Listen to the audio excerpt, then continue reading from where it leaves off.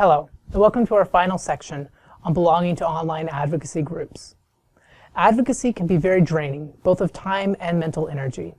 However, advocacy groups provide many resources that can save you time and connections with other advocates that can help sustain you for the long haul.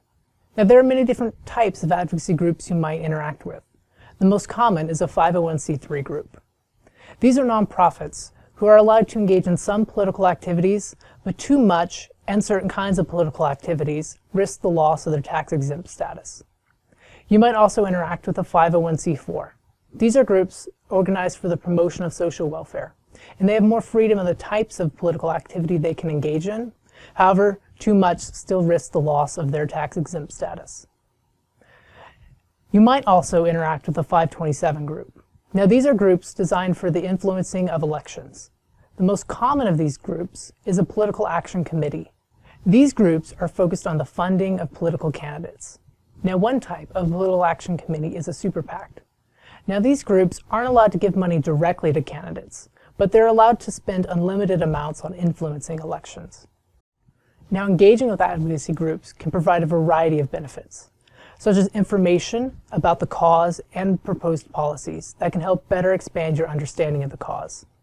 They can also provide legislative alerts to remind you when proposed bills are up for a vote on the federal and state level. And finally, they can provide you with resources, such as email templates and graphics, to help save you time in your advocacy efforts. Here is a checklist to help you join an online advocacy group. The first step is to learn about what groups exist. You can do this by word of mouth or by Googling your social cause. Your next step is to visit the group's website and sign up for their newsletter. I mentioned previously how this is an excellent method to get informed. You will then want to look for legislative alerts and to sign up for those as well. Finally, follow the group on social media. As mentioned previously, this is an excellent way to get connected with your fellow advocates. Congratulations on completing the final section of digital advocacy. Your next step is to return to your advocacy plan and to locate an online advocacy group that cares about the same social cause as you, and to perform the steps that we have described. In this section, we covered belonging to an online advocacy group and the types of resources they provide. Congratulations on completing the course.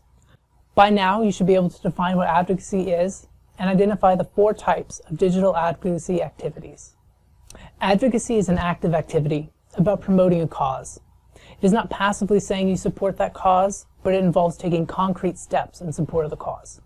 Unfortunately, the digital environment provides numerous ways that we can engage, such as reading and sharing news online, emailing your elected officials, posting and interacting with your elected officials on social media, and belonging to online advocacy groups.